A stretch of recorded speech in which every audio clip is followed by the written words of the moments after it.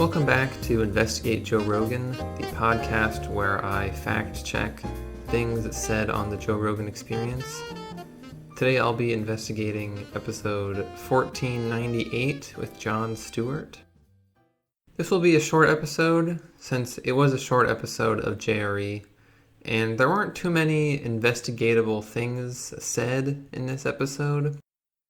This is the first episode of JRE I have covered where the audio quality is actually worse than the audio quality of my podcast. That is a milestone right there. The beginning of the podcast, well, really most of the podcast is the two of them rambling on in a vague sort of way about how we need more money for programs and that would solve everything. It's not clear what programs they're talking about or suggesting or how much money. These things are never specified, but this seems to be their solution of choice. But there's nothing terribly specific mentioned in this podcast.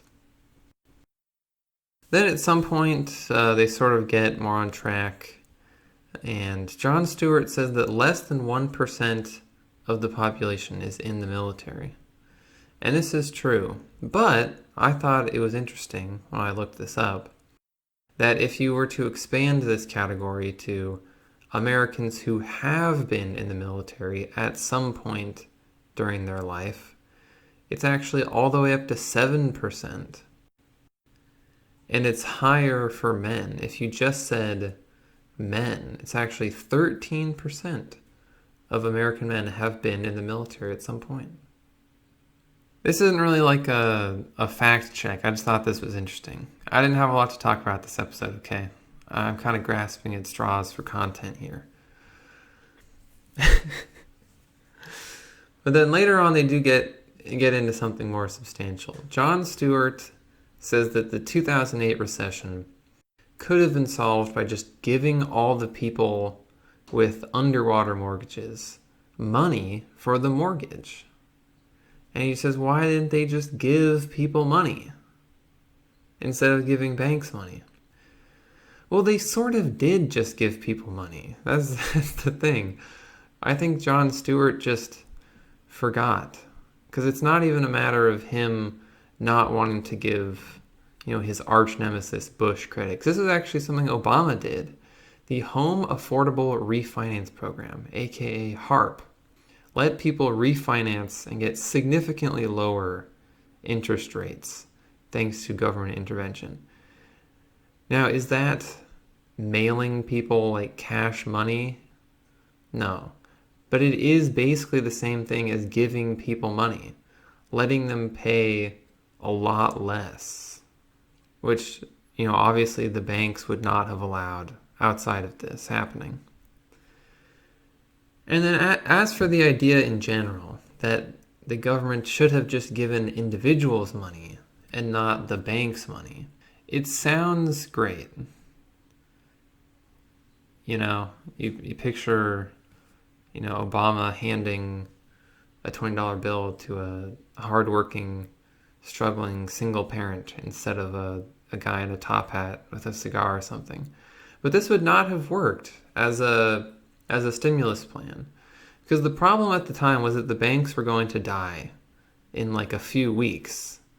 And if they did, most people thought that probably we would have been headed for the Great Depression Part 2. So if Jon Stewart was the head of the Federal Reserve at the time, and he had just given individuals money for their mortgages instead of the banks would have died because the individuals would have given the banks money extremely slowly in the form of their mortgage payments. The bailout money would have gone to the banks in an extremely roundabout way that would have taken forever because they would have only gotten it in small slivers every month. So most people would say that this would have crashed the economy. So it sounds great and I get where he's coming from, but it would not have worked at all. Then they talk about the Boston stand-up comedy scene from the late 80s and how everyone killed and murdered, etc. And then Rogan returns to his usual spiel about how coronavirus should really be combated by making sure everyone boosts their immune systems with vitamin D and whatever. And he says that we should be teaching people meditation because it can improve immune function. So let's put aside the fact that this is a sincerely idiotic approach to stopping coronavirus and just look at whether or not meditation can improve your immune function, because there is some evidence for this. A paper called Alterations in Brain and Immune Function Produced by Mindfulness Meditation concluded that, quote, these findings suggest that meditation may change brain and immune function in positive ways and underscores the need for additional research. Now, this was a small experiment. It was only 2 months and there were only 25 subjects, so just a small handful. But it is something. There's also another paper called, quote, Mindfulness Meditation and the Immune System, a systematic review of randomized controlled trials. And it sort of looked at a ton of little things like the aforementioned paper. And it concluded that, quote, mindfulness meditation may be salutogenic for immune system dynamics, but additional work is needed to examine these effects. Now, that's not exactly the strongest language in the world. Is this evidence so good that the government should stop what they're currently doing and instead, start putting out PSAs about meditation and propaganda for meditation or whatever? Should we all just start learning meditation to stop coronavirus? I'll let you be the judge of that. Later, on the health front, Jon Stewart says people are obese and diabetic because of, quote, lack of access to healthier options. Now, this is so diluted that Rogan actually blasts him for it too. To me, this more than anything shows that Jon Stewart is extremely out of touch. He has no idea what the life of a normal human being is like. I mean, where, or maybe the question is who are these obese people that do not have access to vegetables? Do they live in special areas where there are no grocery stores? What exactly does he think is the problem here? It kind of reminds me of this episode of My 600-Pound Life. I can't remember who the contestant or the subject was, but they were talking to Dr. Now, the weight loss man, and they're like, yeah, I couldn't find any salads where I live, so I had to eat burger.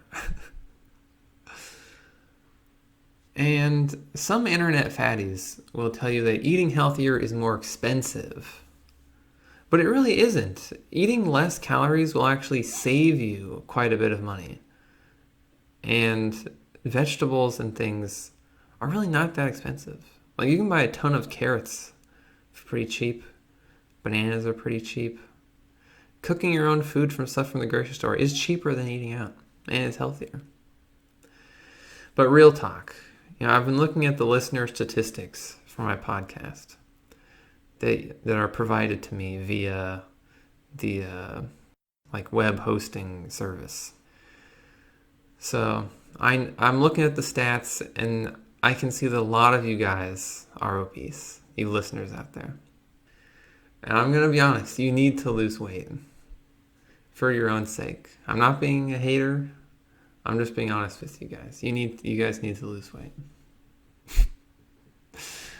And the last thing I'll talk about is Jon Stewart in this episode said that Bush said Trump is the only thing standing between America and socialism. And technically, this is true. Bush did say this. However, it was not George W. Bush, as Jon Stewart implies. It was George P. Bush, Jeb Bush's son. This is like a very obscure Bush that nobody knows about. How will this endorsement affect the 2020 presidential election? I really couldn't say. These things are very difficult to predict. Could George P. Bush become the third George Bush president? Again, I don't know. It's tough to make political predictions in these turbulent times. That is all for this short episode. Thank you for listening. Be sure to tell all your friends about Investigate Joe Rogan. And I'll see you next episode.